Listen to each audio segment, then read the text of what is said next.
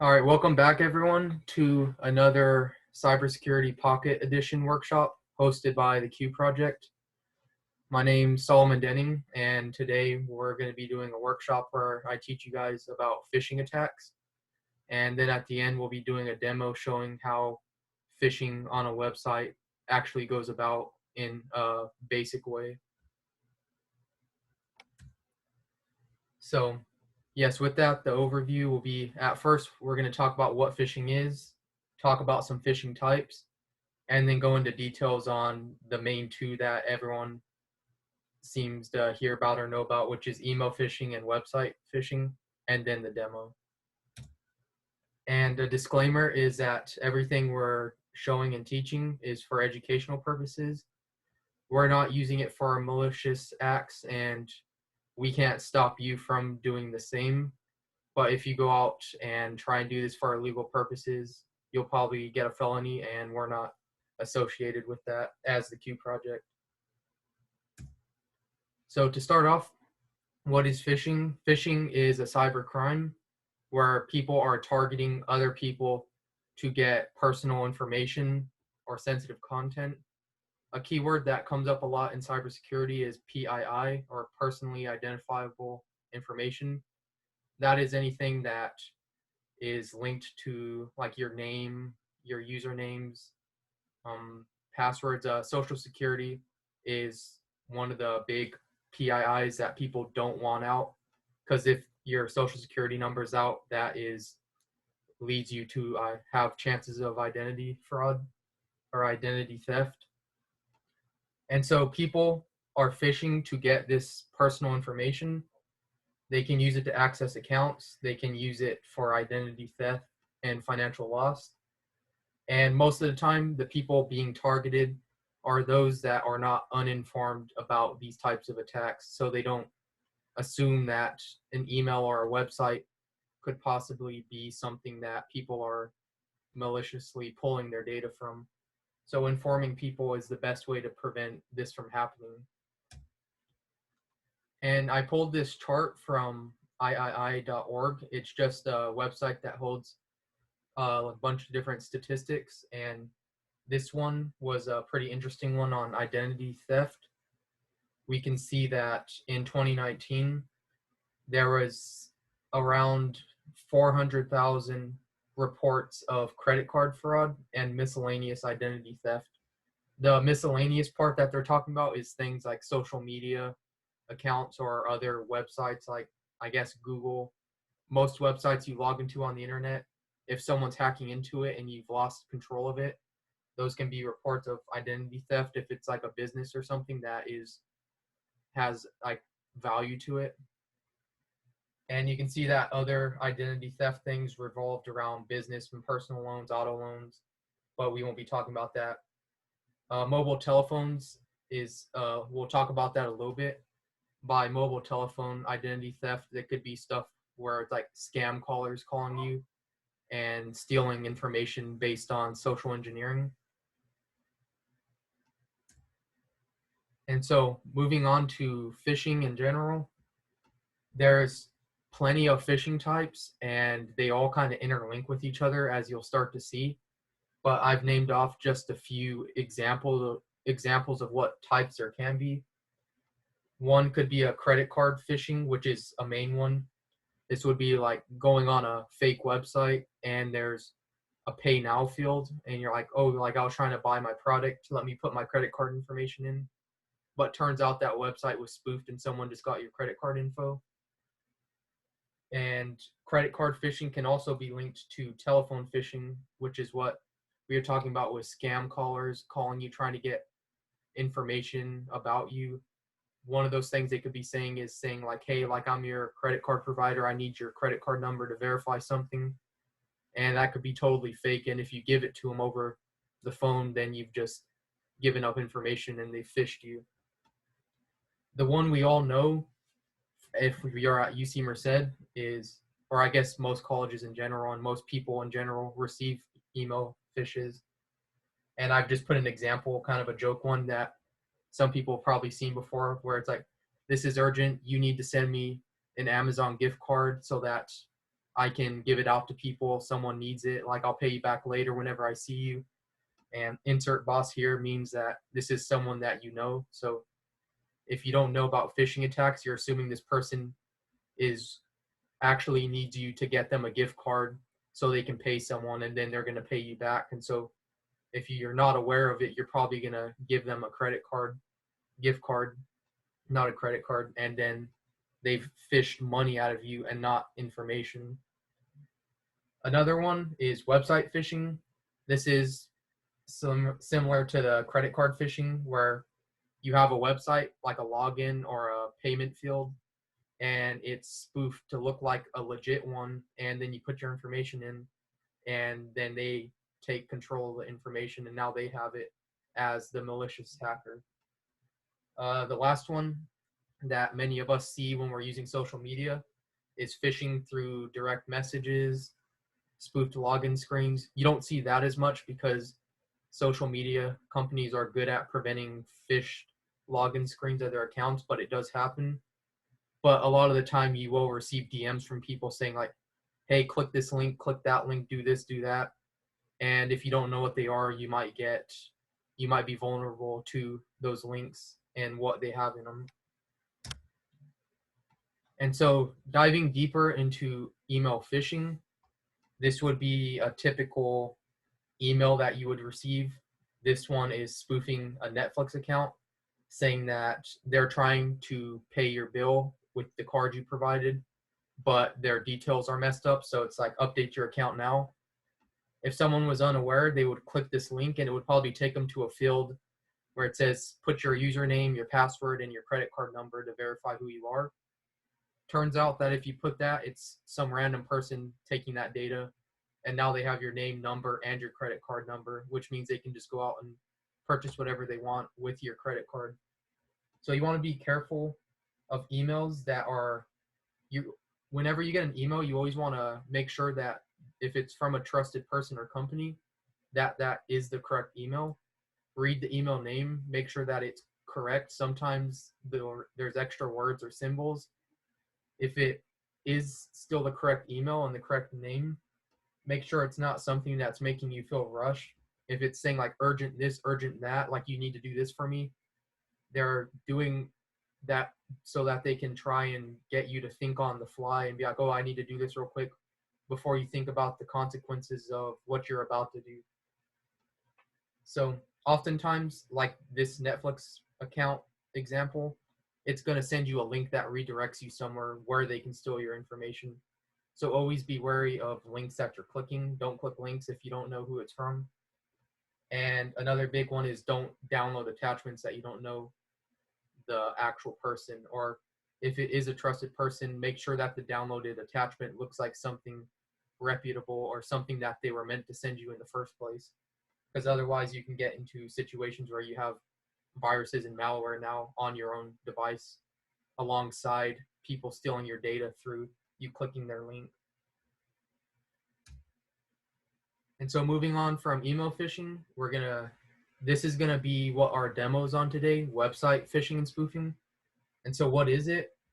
It's basically whenever someone reproduces or clones a reputable website. Here in the example, you can see that someone has cloned the sign-in page of the Google login screen. You can see that it's fake based on whatever this stuff at the beginning is. That would not be normal on a Google login screen. And most people would be able to spot that if they just check, because you log into Google like pretty often. So you know that data text at the beginning is probably not something that is included with Google.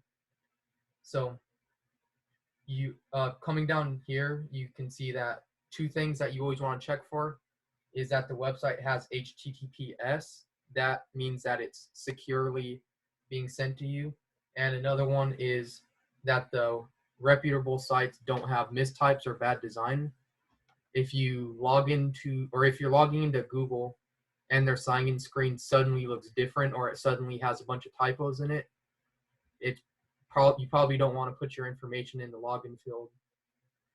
And aside, getting into how people get redirected to these spoofed websites, there's different ways that happens.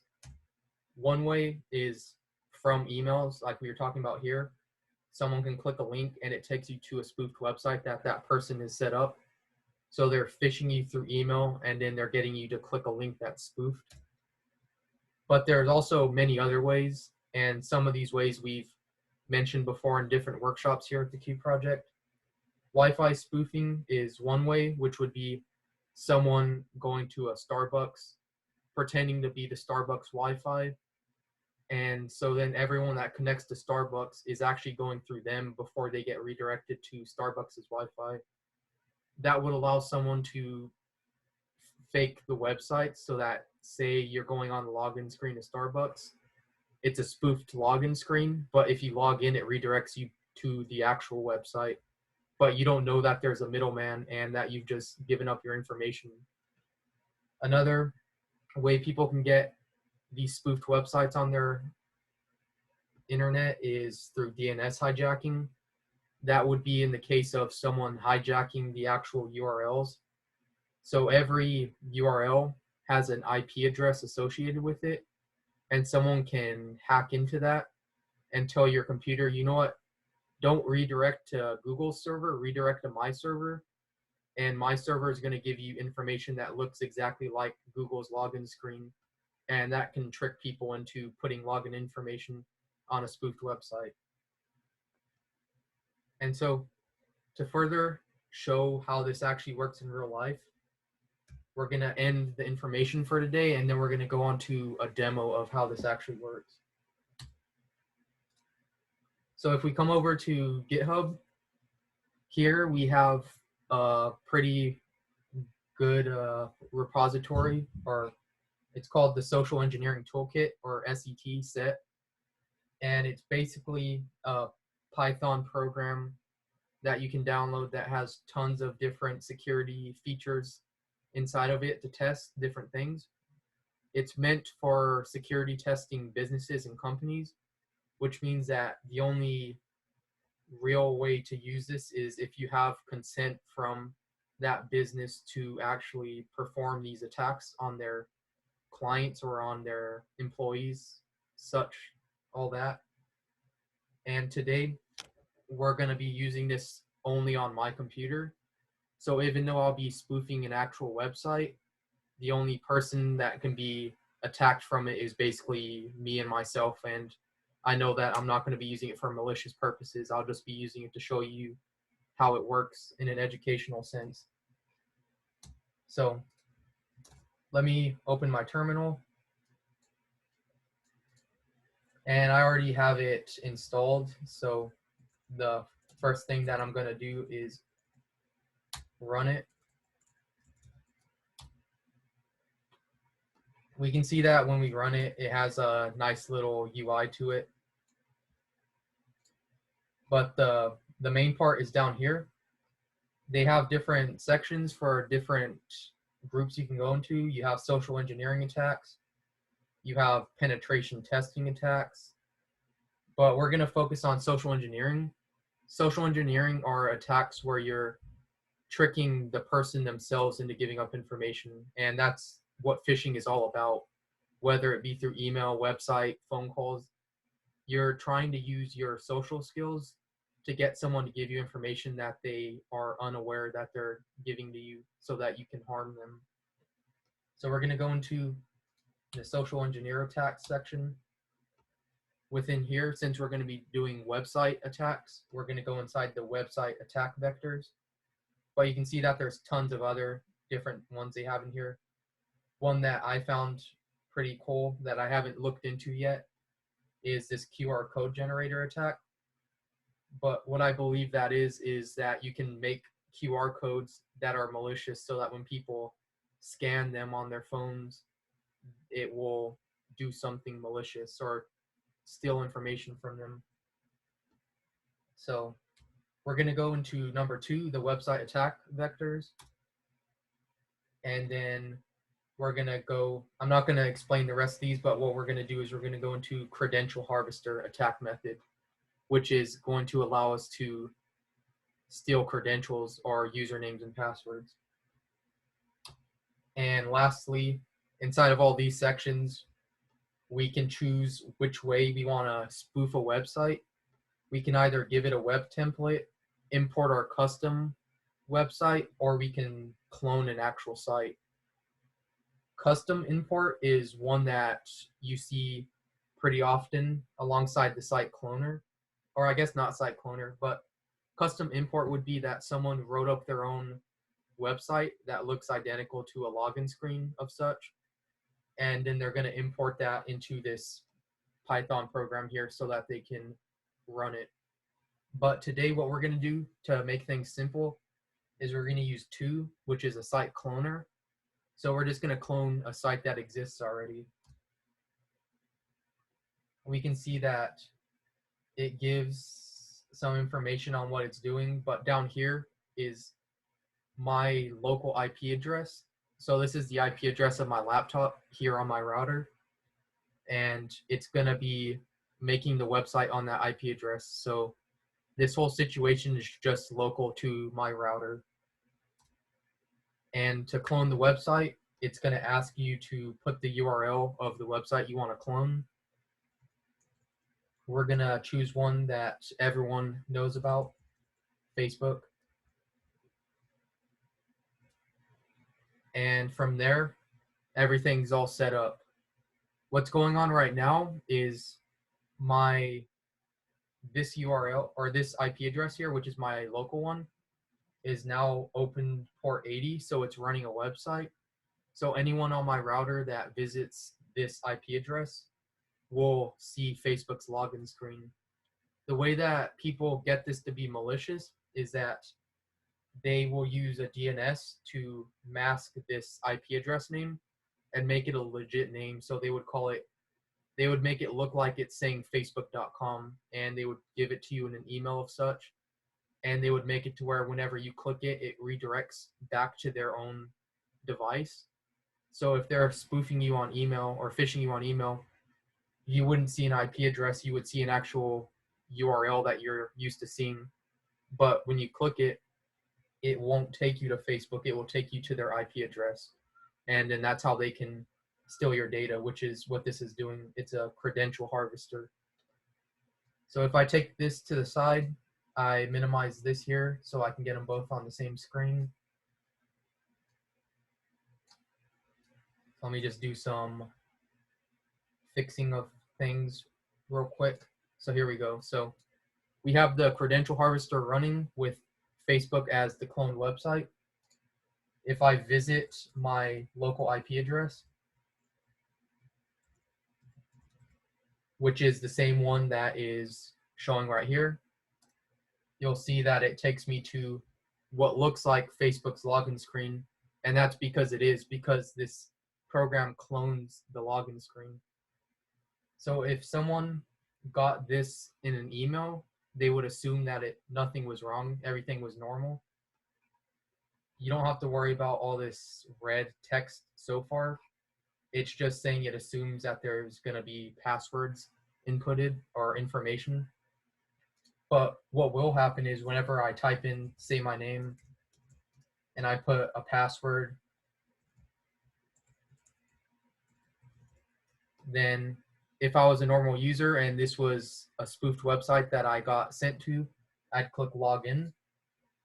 And if you could see on the right here, I'm going to go over here. The reason why that logs me into Facebook is because I'm already logged in. So that's basically how, if you're already logged into a website and you go to a spoofed website, it's just going to log you in right away. And then the person assumes nothing was wrong. They assume that they logged in fine. But really what happened is if you scroll up here, you can see that it just stole my username and my password. The Q project rules is the password. That's not my actual password, and that would be kind of unsafe because there's no symbols or characters in it. But as you can see, this terminal would be on the hacker's end, and that Facebook login screen would be on the user's end, the user that's getting hacked or targeted. And then this person could set up a server that instead of just printing to a terminal all the usernames and passwords, they would store it in a file somewhere, keep it, and then eventually go back and start committing identity theft and stuff, logging into people's accounts and stealing data, such and such. And with that, that is today's workshop. So let me come back here.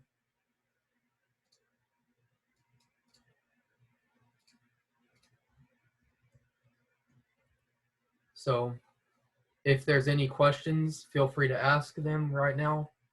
We have two websites here. This first one is a link to our YouTube page where we're uploading all of these videos after we've made them, along with many other Q Project videos, such as streaming games and having talks. And this bottom one leads you to the Cat Life page for Q Project, so you can read more about who we are. And thank you for showing up today. That is the end of today's workshop.